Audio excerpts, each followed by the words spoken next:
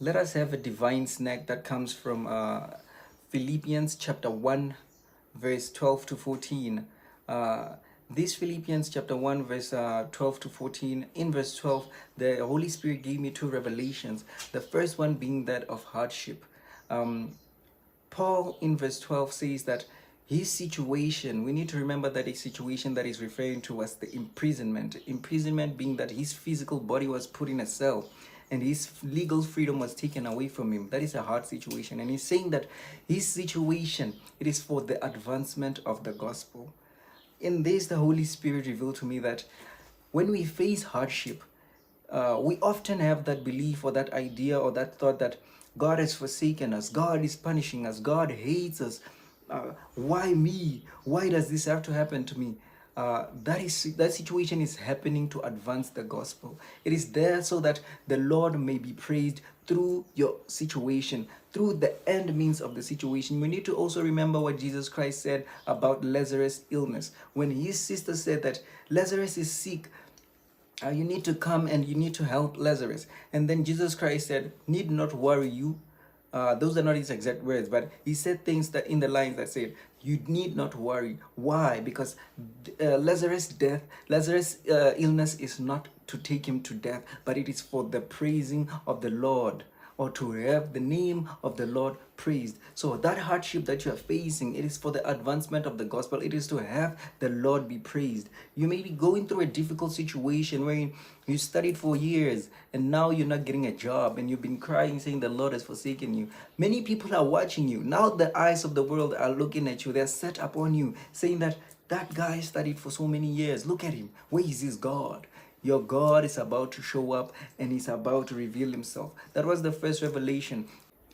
The second revelation is that is found in verse 13 to 14, wherein in verse 13, Paul says that through him being chained, many have found a voice to speak the Lord. Many have found freedom. Many have found the strength to praise the Lord. This no longer speaks of hardship, but it speaks to us being chained. Being chained, not that the denial of physical freedom, but the denial of freedom to sin, the denying of the flesh, as Jesus Christ told us in Matthew 16 that whosoever wishes to follow me needs to deny themselves, pick up their cross and follow me.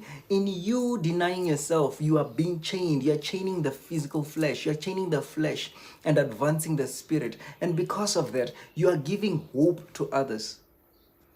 This comes in a world wherein we are now standing as youths. It is now favorable, it is now admirable for you to go drink and get drunk, for you to have bad behavior, for you to have multiple partners. When you say, I won't have multiple partners, I will only have one partner, that makes you look stupid in public. But if you do it with confidence, just as Paul's situation was done in confidence, you give others who are in a similar position as yourself, who say, I refuse to have multiple partners. But because of social pressure, they're crumbling. If you stand as an example, you give hope to others.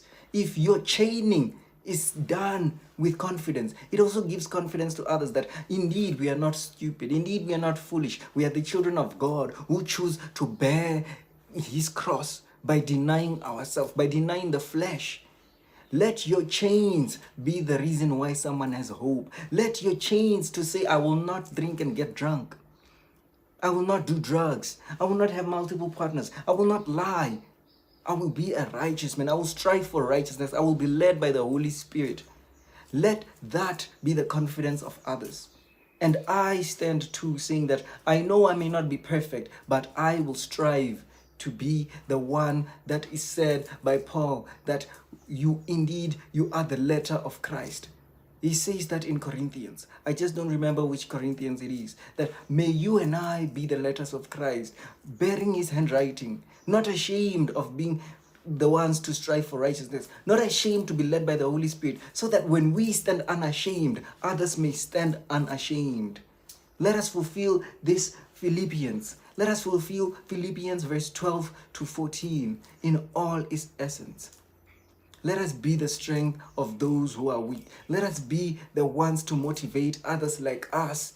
It is through you and I that we build the army of the Lord. If you are ashamed to practice your faith in public, if you are ashamed to say no in public, then how do you expect your child to say no? How do you expect your sister to say no? How do you expect your friends to say no? How do you expect others to find the power and strength to say no if you are joining those who condemn those who say no?